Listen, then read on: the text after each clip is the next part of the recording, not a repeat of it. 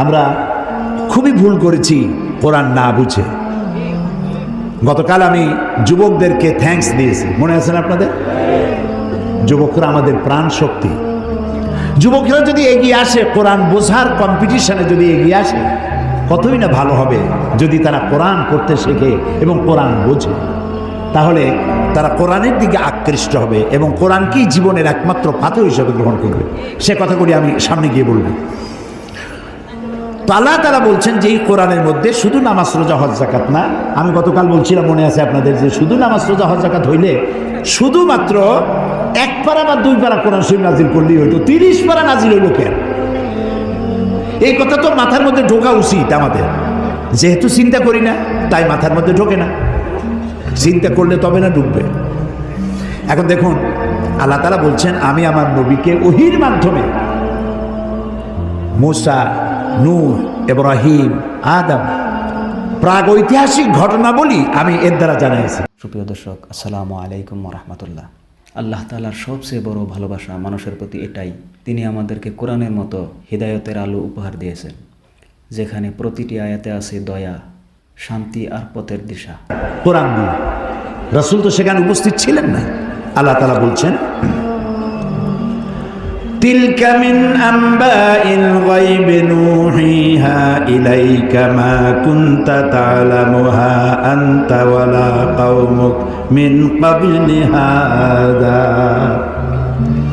তিলকা মিন আম্বাইল গায়ব, এটা হচ্ছে সেই অজ্ঞাত ঘটনা যা ওহীর মাধ্যমে আমি আপনাকে জানাইছি। তা না হলে আপনি এবং আপনার কওম, আপনার জাতি এই সম্পর্কে কিছুই জানতো না। না ইব্রাহিমের ঘটনা, না নূহের ঘটনা, না মুসার ঘটনা, এগুলো কিছুই জানতেন না। হযরত ইউসুফ আলাইহিস সালামের কথা বলে আল্লাহ তাআলা বলছেন যালিকা মিন আম্বাইল গায়বি নূহিহি ইলাইকা ওয়া মা কুনতা লাদাইহিম ইজ আজমাউ ওয়া হুম ইয়ামকুরুন। এটা হচ্ছে সেই অজ্ঞাত কাহিনী যা আমি ওহীর মাধ্যমে আপনাকে জানাইছি। অথচ তার ভাইয়েরা যখন ইউসুফ আলাইহিস সালামের বিরুদ্ধে ষড়যন্ত্র করছিল, তখন আপনি তার কাছে ছিলেন না, আমি আপনাকে জানাইছি ওহীর মাধ্যমে। মূসা আলাইহিস সালামের ঘটনা আল্লাহ তাআলা বলে তারপরে বলতেছেন ওমা কুনতা বিজানিবিল গারবিয়্যি ইজ কাদাইনা মূসা আমরা ওমা কুনতা মিনাশ শাহিদিন। মূসা আলাইহিস সালাম তিনি পশ্চিম সেই সিনাই পর্বতের পশ্চিম দিগন্তে, পশ্চিম প্রান্তে তিনি যখন আক্রান্ত হয়েছিলেন, সেখানে আপনি উপস্থিত ছিলেন। আমি আপনাকে ঘটনার মাধ্যমে জানাইছি। মূসা আলাইহিস সালামের উপরে যেখানে ওহী নাজিল হয়েছিল, সে জায়গাটাও আল্লাহ তাআলা আমাকে দেখাইছেন, আলহামদুলিল্লাহ। মিশর কায়রো এর রাজধানী, মিশরের রাজধানী কায়রো, জামিয়া আল আজহার পৃথিবীর বহু পুরাতন ইউনিভার্সিটি, বিশাল এরিয়া, প্রায় 56,000 ছাত্রছাত্রী লেখাপড়া করে সেখানে। কত বড় বিশ্ববিদ্যালয়, কতগুলি ক্যাম্পাস। তো সেই বিশ্ববিদ্যালয়ের আমন্ত্রণে আমি সেখানে গিয়েছি, 5 দিন ছিলাম। আমি বলেছি যে মিশরে তো জীবনে আসি নাই, আমাকে ঘুমাবার একটু সময় দিও রাত্রে, বাকি আমার একটু ঘুরাও। 5 দিনে 4,500 কিলোমিটার দৌড়াইছি। সিনাই পর্বতের সেইখানে গিয়েছি যেখানে ওহী নাজিল হয়েছিল। মূসা আলাইহিস সালাম মাদায়েন থেকে এসেছেন, প্রচন্ড ঠান্ডা, পথ হারিয়ে ফেলেছেন। স্ত্রীকে বলছেন সাথীদেরকে এখানে অপেক্ষা করো, আমি তো ওই যে আগুন দেখা যায়, আমি হয় আগুন আনবো, আর না হয় আগুন দিয়ে আলো দিয়ে রাস্তা চিনে নেব কোন দিকে যেতে হবে। ফালাম্মা আতাহা, যখন তিনি ওই আগুনের কাছে গেলেন, নুদিয়া ইয়া মূসা ইন্না আনা রাব্বুক। হে মূসা, এটা আগুন টাগুন কিছু না, আমি তোমার রব, আমি তোমার আল্লাহ।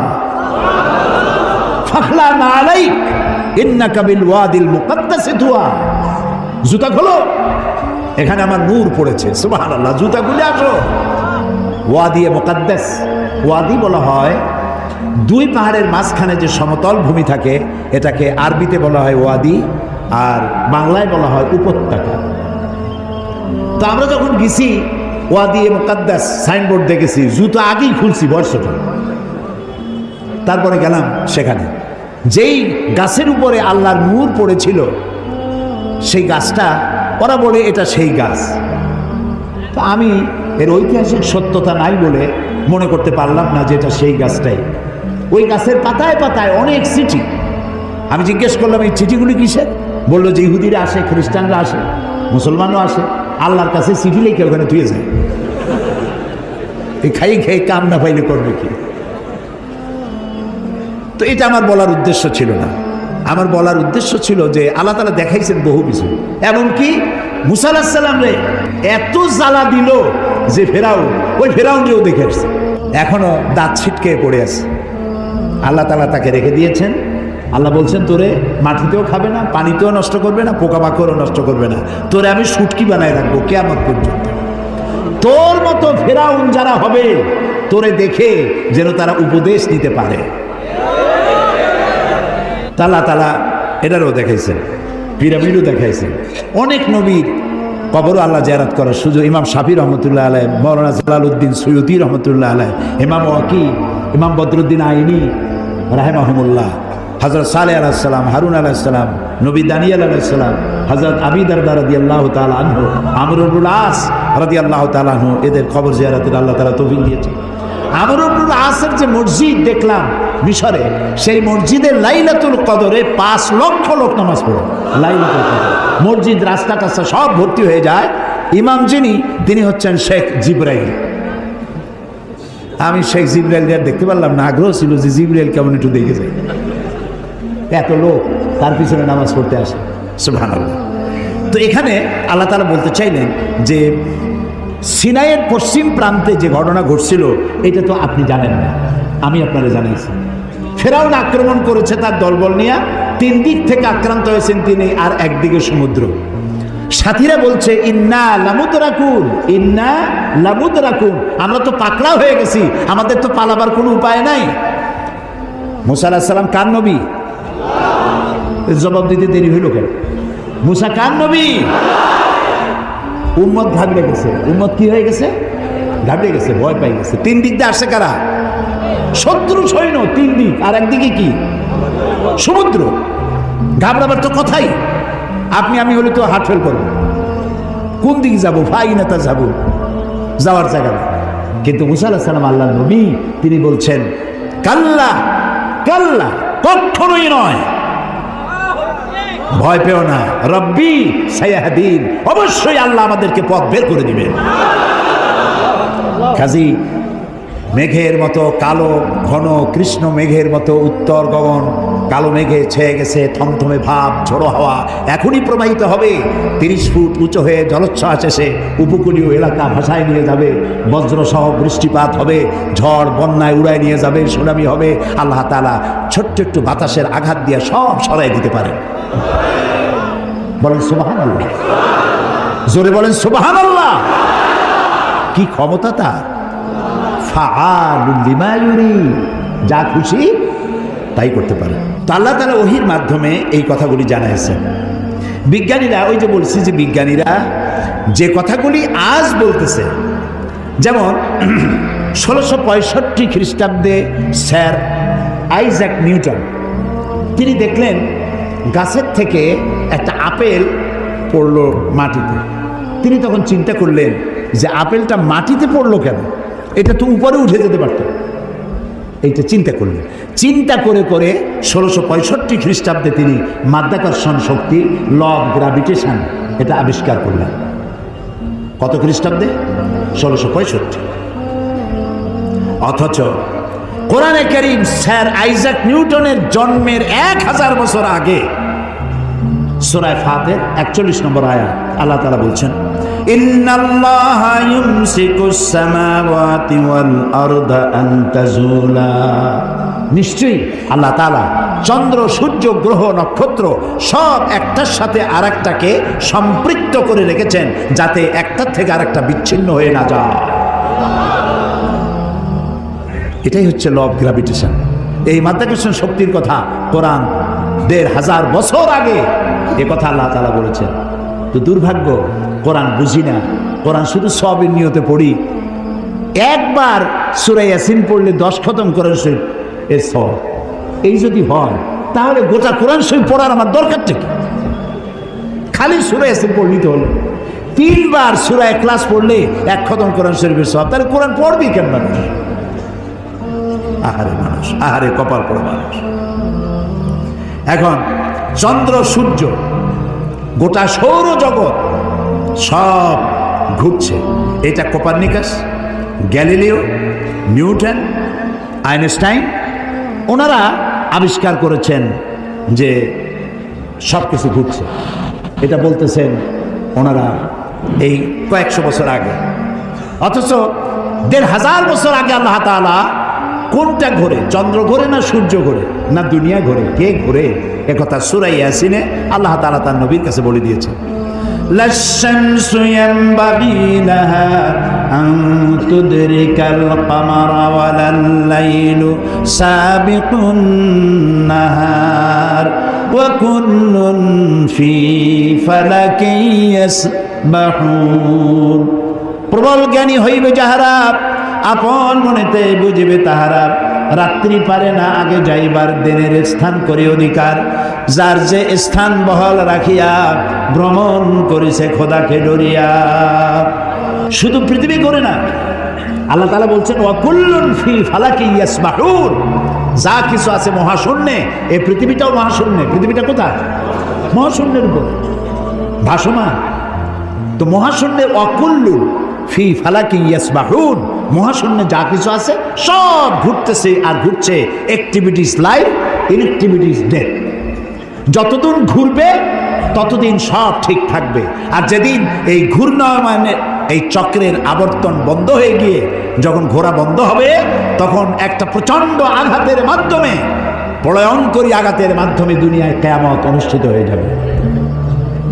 তো আল্লাহ তাআলা কোরআনে কারিমে এই কথাগুলি অনেক আগে বলে রেখেছেন।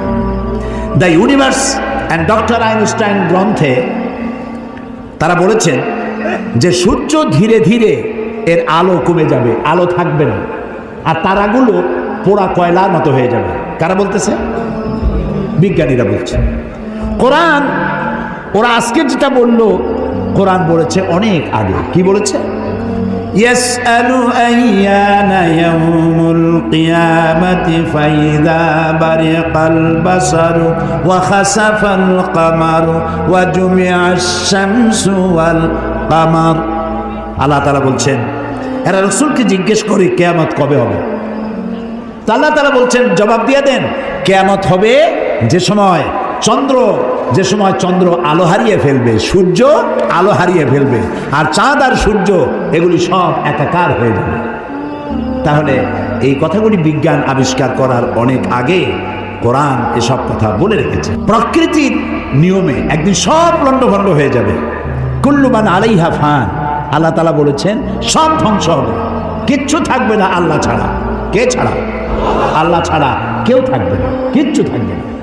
এ কথা বিজ্ঞান জানার আগে আল্লাহ তাআলা কোরআন শরীফে বলে রেখেছেন।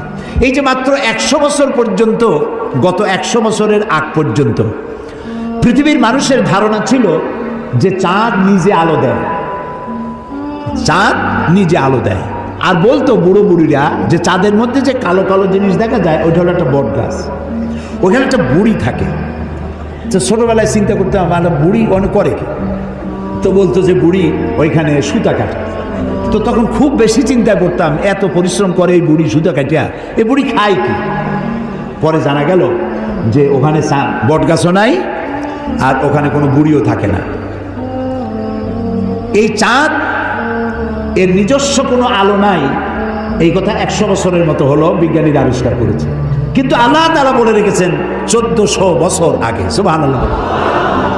আল্লাহ তাআলা সূর্যকে বলেছেন, খুব লক্ষ্য করুন, সূর্যের আরবি হচ্ছে শামসুন, সিরাজুন, ওয়াহাজুন, দিয়াউন।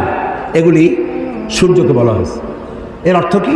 সূর্যকে বলা হয়েছে আলো, আলো উৎপাদনকারী, উত্তাপ সৃষ্টিকারী, আলো বিকিরণকারী, উত্তপ্ত, উজ্জ্বল, প্রজ্জ্বল, আলো বিকিরণকারী, এটা হলো সূর্য। আর চাঁদ সম্পর্কে কি বলছে লক্ষ্য করুন। আলাম তারা কাইফা খালাকাল্লাহু সাবআ সামাওয়াতিন তিবাকা ওয়া জাআলাল কামারা ফীহিন্না নূরাও ওয়া জাআলাশ শামসা সিরাজা। মহাপবিত্র সেই মহান সত্তা আল্লাহ রাব্বুল আলামিন, যিনি 7 আসমান সৃষ্টি করেছেন।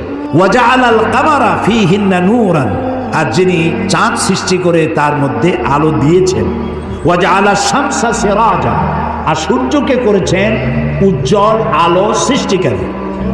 দেখো, সূর্যকে বলা হলো শামসুন, উত্তপ্ত আলো, উত্তাপ সৃষ্টি করে যেটা, সেটার নাম শামসুন সিরাজুন ওয়াহাজুন দিয়াউ। আর চাঁদের কথা বলতে গিয়ে আল্লাহ তাআলা বলেছেন কামারাম মুনিরা, চাঁদের আরবি হলো কামার, আর মুনিরা মানে আলোক প্রাপ্ত। চাঁদের নিজের কোনো আলো নাই, আলো প্রাপ্ত হয়ে সেই আলো সে বিকিরণ করে। এই কথা কোরআন শরীফে আল্লাহ তাআলা 1400 বছর আগে বলে দিয়েছেন। সুবহানাল্লাহ। এরপরে আপনারা দেখুন, এই যে উদ্ভিদ, গাছপালা, গাছ আমাদের জীবনের শত্রু নাকি? গাছ আমাদের কি? গাছ যেখানে পান সমানে কাটে। মানুষ সমানে গাছ কাটে, কিন্তু যে পরিমাণ কাটে সে পরিমাণ গাছ তারা লাগায় না। এই গাছ সম্পর্কে, গাছ আমাদের যে বন্ধু, গাছটা আল্লাহ রাব্বুল আলামিন আমাদের জন্য নিয়ামত হিসেবে দিয়েছেন। এটার কাজ হচ্ছে কি? আল্লাহ তাআলা বলছেন ওয়াল আরদা বা'দা যালিকা দাহাহা আখরাজা মিনহা মাহা ওয়া মারআহা। এই উদ্ভিদগুলো, এর থেকে তরুলতা, উদ্ভিদ তরুলতা, এর থেকে বায়ু নির্গত হয়, এবং তিনি এই দিয়ে জমিনকে সুন্দর করে প্রতিষ্ঠিত করেছেন। এবং এই গাছপালা তোমাদের জন্য এবং তোমাদের পশুর জন্য, তোমাদের জন্য অত্যন্ত বিরাট সম্পদ। তার মানে মানুষ, আমরা যে বাতাস থেকে অক্সিজেন নেই, যখন আমরা অক্সিজেনটা নিয়ে যখন ছেড়ে দেই, তখন যেটা ছাড়ি ওইটাকে বলা হয় carbon die oxide. Carbon die oxide হচ্ছে বিষ। এই যে আপনারা এখানে হাজার হাজার মানুষ বসে আছেন, আপনারা প্রত্যেকেই বাতাস থেকে অক্সিজেন নিচ্ছেন, আর যেটা ছাড়তেছেন সেটা বিষ। এই বিষটাকে পরিশুদ্ধ করার মতো কোনো ফ্যাক্টরি পৃথিবীর কাছে নাই। আল্লাহ তাআলা গাছ বানাইছেন। গাছের খাদ্য হলো, আপনি যেটা ফেলে দেন, নাক দিয়া মুখ দিয়া যেটাকে উদ্গীরণ করেন, ফেলে দেন, নিঃশ্বাস যেটা বের করে দেন, ওটা হলো গাছের খাদ্য। আর প্রতি মুহূর্তে সূর্যের উত্তাপ আর গাছের সবুজ রং দুটিতে মিলে এক প্রকারের রন্ধন ক্রিয়া হয়, আর ওর মধ্য দিয়ে কার্বন ডাই অক্সাইডকে প্রতি মুহূর্তে আল্লাহ রাব্বুল আলামিন অক্সিজেন বানাইয়া গাছের ভিতর থেকে বের করে দেন। সুবহানাল্লাহি বিহামদিহি। এই মানুষের সৃষ্টির জন্য আল্লাহ তাআলা বলেছেন খালাকা লাকুম মা ফিল আরদি জামিআ, এই পৃথিবীতে যা বানাইছি সব তোমার জন্য। সুবহানাল্লাহ। বিজ্ঞানীরা বলেছেন পাহাড়ের অত্যুচ্চ শিখর থেকে শুরু করে আটলান্টিক মহাসাগরের অতল তলদেশ পর্যন্ত যেখানে যা কিছু আছে সবগুলি মানব সেবায় নিয়োজিত, সব মানুষের খেদমতের জন্য আল্লাহ বানিয়েছে। এখন প্রশ্ন উঠতে পারে, সব মানুষের খেদমতে বুঝলাম, কিন্তু মশা দিয়া কি খেদমত হয়? মশার কামড়ে চোটে বাড়ি থাকতে পারি না, এ প্রশ্ন উঠতে পারে কি? উঠতেই পারে। আল্লাহ যদি সবই মানুষের কল্যাণে বানায়, তুই মশা বানাইছি কি কামে? আপনি বোঝেন না, বোঝেন নাই। একটা মশা, একে সহজে মারাও যায় না। ওকে বহু কায়দা করে হাতটা আস্তে নিয়ে যেইটা মারবেন তার আগেই সে উড়ে চলে যাবে, খুব চালাক। এই মশা কি জন্য বানাইছেন আল্লাহ? এখন দেখেন, এই মশা মারার জন্য কত company, Mortein, aerosol, ICI company, মশারি, কত রকমের ওষুধ আর মশারি, এগুলো বানাবার পেছনে লক্ষ লক্ষ শ্রমিক কাজ করে, আর লক্ষ লক্ষ মানুষের পেটের ভাত জোটে। আপনি তো বুঝবেন না কোনটার মধ্যে কি জিনিস আছে, আল্লাহ বানাইছে কেন? তোমার মাথায় তো কুলাবে না। মশা আছে বলেই তো মশারি, মশা আছে বলেই তো মর্টিন বিক্রি হয় জম্মের মতো। এখন চিন্তা হয়তো, তাহলে সাপ বানাইছে কেন? সাপ বানাইছে কেন তা জানুন না তো?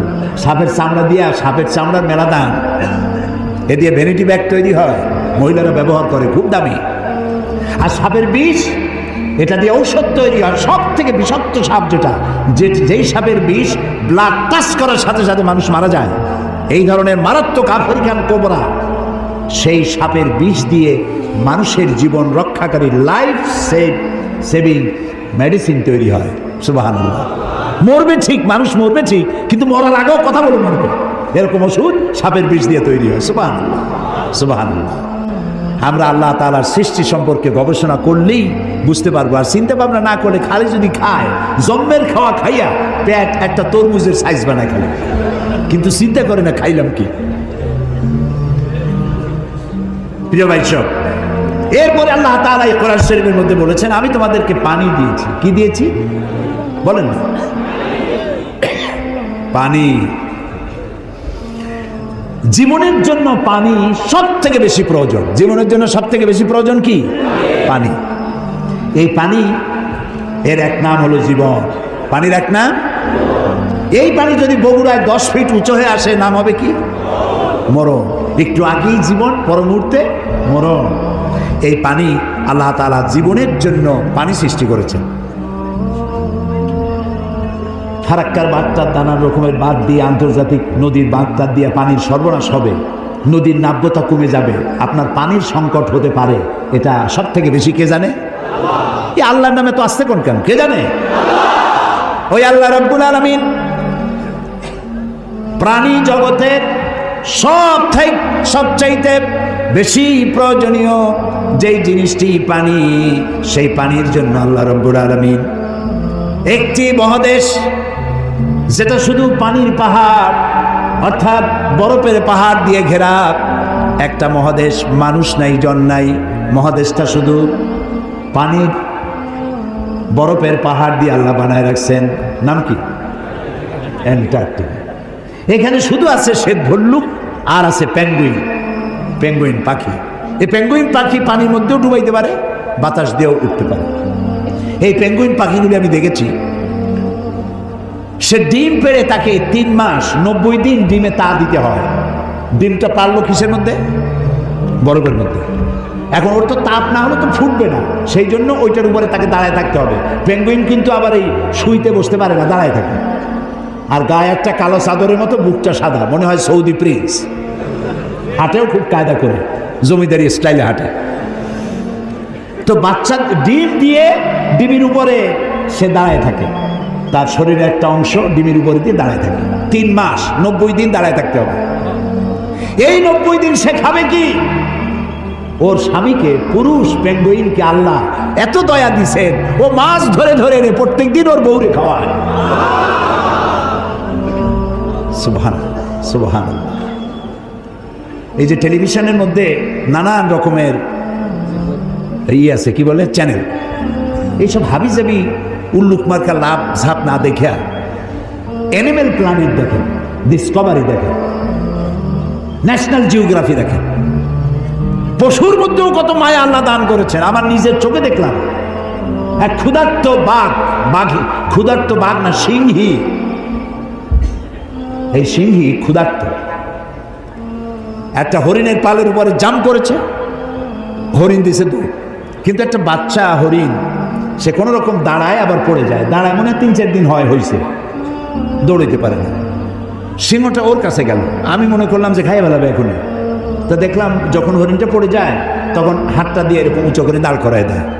এইভাবে দাঁড় করাইলো, শুয়ে পড়লো, দাঁড় করাইলো, সে এরকম ঠেলতে ঠেলতে নিতে সিংহীর বাচ্চাগুলি যেখানে শোয়া, সেইখানে এই বাচ্চাটাকে নিয়ে গেল, নিয়ে নিজে কাইত হয়ে শুয়ে পড়লো। সিংহের বাচ্চারাও দুধ খাইলো, হরিণের বাচ্চাটাও দুধ খাইলো। তার মানে এই সিংহ তার হিংস্রতা, মাতৃত্বের স্নেহের সামনে এটা অবনমিত হয়ে গেছে, হার মেনে গেছে। সুবহানাল্লাহ। আমাদের দেশে যখন মারামারি হয়, একটু বোঝা উচিত যে কারে মারতেছি। এই যে মারতেছি, ওর বউ তো বিধবা হয়ে যাবে, ওর বাচ্চাটা তো এতিম হয়ে যাবে। এই চিন্তা যদি আমাদের থাকতো, পশুর যে জ্ঞান আছে আমাদের তাও নাই। এই পৃথিবীতে যত কুমিরে মানুষ মারলো, কুমিরে খাইলো, হাঙ্গরে খাইলো, বাঘে খেলো, সাপে খেলো, পৃথিবীর সমস্ত প্রাণী, হিংস্র প্রাণীরা যত না মানুষ মেরেছে, তার থেকে 1000 গুণ বেশি মানুষেরা নিজেরা মারামারি করছে, বেশি মরেছে, বেশি। আকল কাজ করে না, কমন সেন্স কাজ করে না। তো আল্লাহ তাআলা এই পানি দিয়েছেন, পানির অনেক দাম। এই যে এখানে মহিলাদের মাহফিল ছিল, এই আপনারা যত পুরুষ আসছেন এর থেকে কোনো অংশে কম হয় নাই, এত মেয়ে লোক আসছিল সকাল 10টায়, আলহামদুলিল্লাহ। আমি বগুড়ার সমস্ত মা বোনদেরকে আমার অন্তরের অন্তঃস্থল থেকে ধন্যবাদ জানাই। তারা বহু প্রশ্ন আমাকে করেছেন, এক গাদা প্রশ্ন, সব প্রশ্নের জবাব দিতে গেলে হয়তো রাত এই পর্যন্ত হয়ে যেত। এত প্রশ্ন করছে, খাইয়া না খাইয়া যদ্দূর পারছি জবাব দিছি। তার মধ্যে একটা প্রশ্ন ছিল পানির ব্যাপারে, পানি অপচয় করা যাবে কিনা। আমি বলেছি আমি তো জবাব আন্দাজে দেই না, আমি আলহামদুলিল্লাহ, আল্লাহ শকর, আপনারা যারা এখানে আলেম বসে আছেন আমি আপনাদের পর্যায়ে পড়ি না, আমি খুবই ছোট মানুষ, তালেবে ইলম মানুষ। আমি যেটুক পড়েছি সেটুক পড়ি, না পড়িয়া না দেখা আন্দাজে গপ্প করি না। তো আমি হাদিসে পড়েছি, সাহাবায়ে কেরাম প্রশ্ন করেছেন রসুলের কাছে, আমরা উজু করতে গেলে রসুল বলেছেন পানি অপচয় করবা না। সাহাবী একজন প্রশ্ন করলেন যে উজু করতে গিয়ে একটু বেশি পানি খরচ হলে তাতে কোনো অসুবিধা আছে? রসুল জবাব দিলেন, তুমি যদি প্রবাহিত নদীর কিনারে দাঁড়াইয়া উজু করো পানির অপচয় করতে পারবা না। সুবহানাল্লাহ বলবেন না? এখন আপনি কত পানি খরচ করেন দেখেন তো, টেপ একটা সাইয়া দিয়া জনমের মতো, একটা চায়ের কাপ ধুইতে গিয়ে একটা কলস ধোয়ার পানি খরচ করতেছে। বগুড়া কি গ্যাস আছে? আছে। একটা মেসের কাঠি খরচ হবে সারা দিন, গ্যাসের চুলা চলতে থাকে। আপনি আল্লাহর নিয়ামতের না শকর, একটা মেসের কাঠি দিলেই তো যখন খুশি তখন আপনি জ্বালাইতে পারেন। আপনি কেন বাড়িতে বলেন না যে জ্বালাই রাখবেন না? অধিকাংশ বাড়িতে এইভাবে এই গ্যাসের চুলা চলে থাকে বলে আমরা খবর পেয়েছি। অন্যায়। প্রত্যেকটি নিয়ামত সম্পর্কে কিয়ামতে আল্লাহর কাছে জবাবদিহি করতে হবে। কাজে এগুলি নিয়ামত। এখন এই পানি আল্লাহ তাআলা বলছেন, দেখো সৃষ্টি জগতের জন্য পানি প্রয়োজন, সেই পানিটা আমি জলাধার করেছি। এই নদীগুলো কে কাটছে? আছে না বগুড়া নদী আছে না, নাম কি? করতোয়া নদী। আর নাই করতোয়া এখন তো দৈনিক পত্রিকা, নদী গেছে পত্রিকা হয়ে, বাঙালি যমুনা। ও যমুনা আছে। আচ্ছা, এই নদীগুলো কে বানাইছে? কোন সরকার? কে বানিয়েছেন? অসংখ্য নদী বানালেন, সমুদ্র বানালেন, মহাসমুদ্র বানালেন। পৃথিবীর 4/3 ভাগ পানি আর 1 ভাগ হচ্ছে স্থল।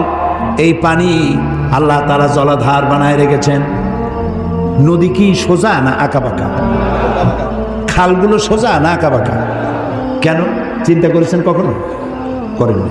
আঁকাবাঁকা করার সোজা যদি হয় তাহলে শুধু 2 পারের মাটি উপকৃত হবে, আর যদি আঁকাবাঁকা হয়ে যায় তাহলে বেশি পরিমাণ মাটি এই পানির দ্বারা ফায়দা পাবে। এই জন্য আল্লাহ তাআলা আঁকাবাঁকা করে দিয়েছেন। সুবহানাল্লাহ, সুবহানাল্লাহ, সুবহানাল্লাহ। আমরা কি সেই আগের মুসলমান আছি নাকি বদলে গেছি? ভাবুন, সিদ্ধান্ত নিন, আর আল্লাহ তাআলার পথে ফিরে আসুন। ইনশাআল্লাহ আল্লাহ তাআলা আমাদের সঠিক পথে রাখবেন। আজকের আলোচনা এখানেই শেষ করলাম। আল্লাহ তাআলা আমাদের সবাইকে হেদায়েত দান করুন। আসসালামু আলাইকুম ওয়া রাহমাতুল্লাহ।